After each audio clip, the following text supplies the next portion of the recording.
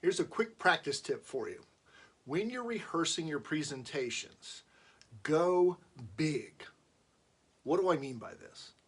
Well, when you give gestures, go way beyond what you would normally do when you're giving your presentation in front of an audience.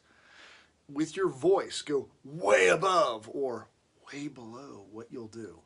So just a quick example. I once saw a woman talking about how she wanted to spread her message all over the world. Really? It's a pretty small world you live in. When I see the world, I want to see the world. I want the hands out here.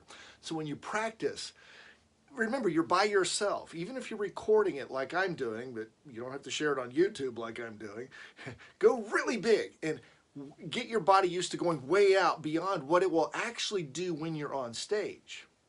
If you're talking about having a conversation or an argument with somebody, say, I yelled at someone. Don't say, I yelled. Say, I yelled and screamed and we got into a big fight and we were going back and forth.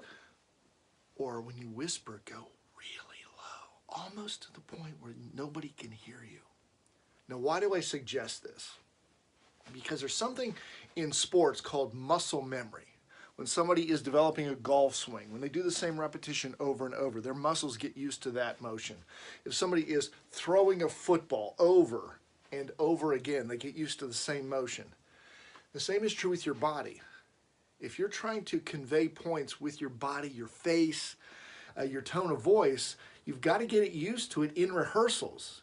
Waiting until you're doing it live in front of an audience is too late. So over-exaggerate.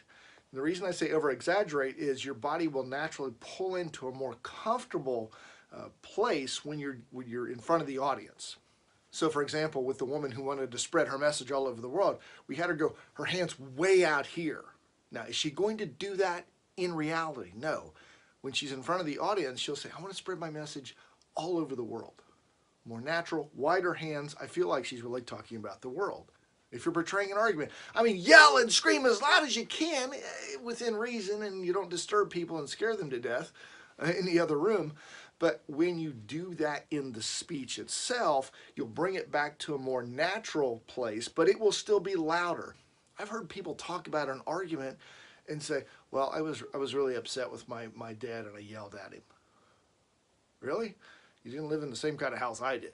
When you yell, yell. And when you need to take it to a softer tone, do that because it's more realistic. The more realistic your delivery, the more people will buy into your message. So the message today in your rehearsals, go big, over-exaggerate your body, your face, your voice. Why? You're going to get yourself used to stretching yourself out there.